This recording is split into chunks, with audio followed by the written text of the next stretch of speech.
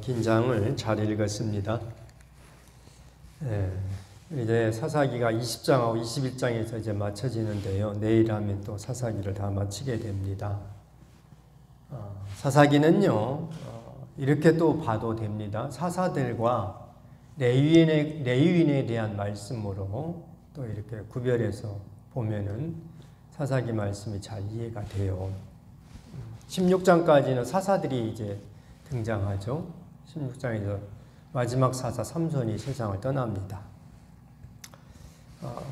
더 이상 이제 사사가 등장하지 않죠. 이제 사무엘상에 가면 엘리 제사장을 사사라 이렇게 또 표현을 하긴 합니다만은 어쨌든 16장에서 삼손이 죽음으로 사사가 이제 끝나고요. 17장, 18장은 이제 뭐냐? 레위인과 관계된 말씀입니다. 17장, 18장은 베들레헴, 그러니까 유다 지파에 속한 레위인이 담지파와 미가 사이에 일어났던 일들을 또 이야기하고 있고요. 19장부터 이제 마지막 장까지는 에브라임 지파에 속해 있는 레위인에 관한 말씀으로 봐도 됩니다. 우리가 어제의 말씀을 통해서 기브아에서 레위인의 첩이 기브아의 사람들에 의해서 윤간을 당해가지고 죽게 되죠. 레위인이 자기 부인 그 시신을 자기 집으로 데리고 가서 장례를 치른 것이 아니고 시신을 12조각을 냅니다. 그래서 이것을 12지파에 이제 보내는 거죠. 출애굽 이후에 이런 일은 한 번도 없었는데 어떻게 해서 이런 일이 일어났는가 해서 이스라엘 12지파 베냐민을 제외하고 11지파가 미스바에 모이는 겁니다. 이 기브아를 단죄하기 위해서.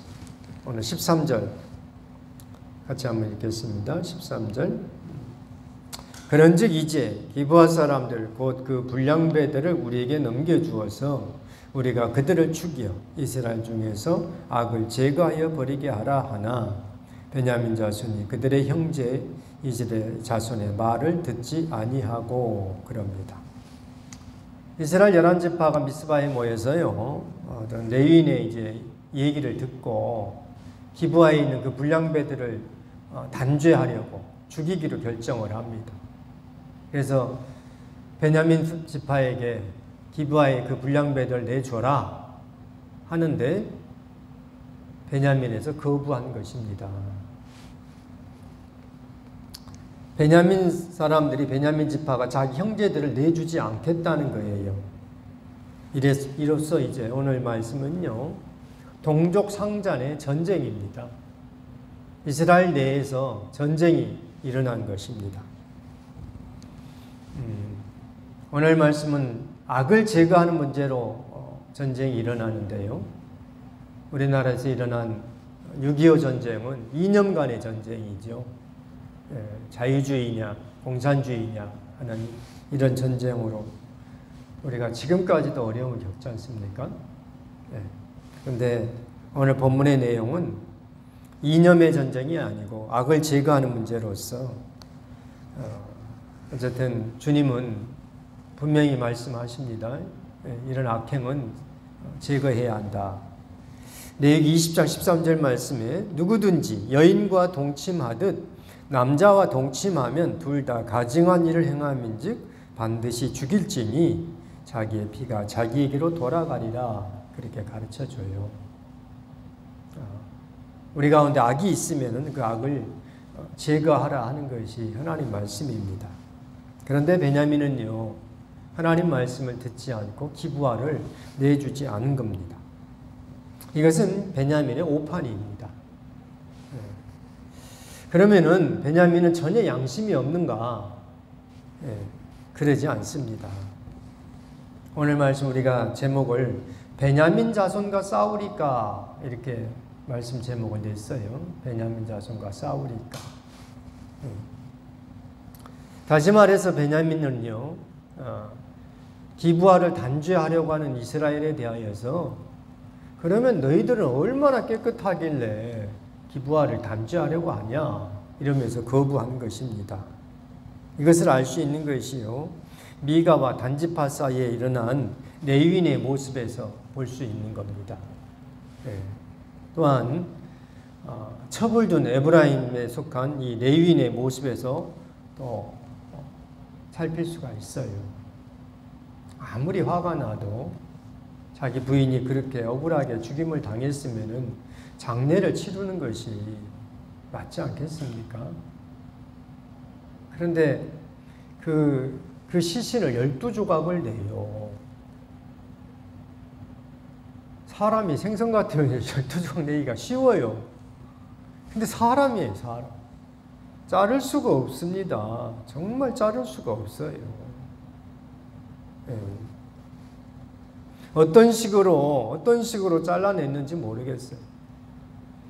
그래도 목은 쳐야 되지 않겠습니까? 생각만 해도 끔찍해요. 이것이 오늘 본문에 이렇게 나옵니다. 11지파가 하나님께 묻습니다. 누가 먼저 올라가서 베냐민 자손과 싸웁니까? 누르니까요. 18절 한번 읽어보죠. 18절. 이스라엘 자손이 일어나 베델에 올라가서 하나님께 여쭈어 이르되 우리 중에 누가 먼저 올라가서 베냐민 자손과 싸우리까 하니 여호와께서 말씀하시되 유다가 먼저 올라가라 그래요. 그래서 어쨌든 베냐민 지파와 11지파가 전쟁하게 되는데, 싸우는데 이스라엘이 11지파가 패배합니다. 22,000명이 이스라엘 지파 11지파에 있는 22,000명이 죽어요.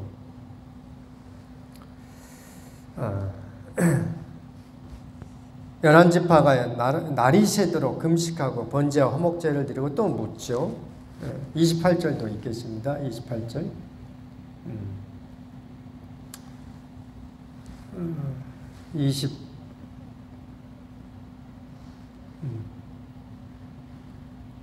23절입니다. 28절이 아니고 제가 잘못 적었네요. 23절. 이스라엘 자손이 올라가 여호와 앞에서 저물도록 울며 여호와께 여쭈어 이르되 내가 다시 나아가서 내 형제 베냐민과 싸우리까 하니 여호와께서 말씀하시되 올라가서 치라 그럽니다. 첫 번째 싸움에 22,000명이 이스라엘 지파가 11지파가 치고요. 두 번째 싸움 하는데 또 물어요. 우리가 베냐민 자손과 싸우리까 하니까 하나님이 올라가서 쳐라 해요. 그런데 두 번째 싸움에서도 이스라엘 11지파가 18,000명이 죽임을 당합니다. 두 번에 걸쳐서 싸움에서 4만 명이 죽임을 당해요. 적은 수가 절대로 아닙니다.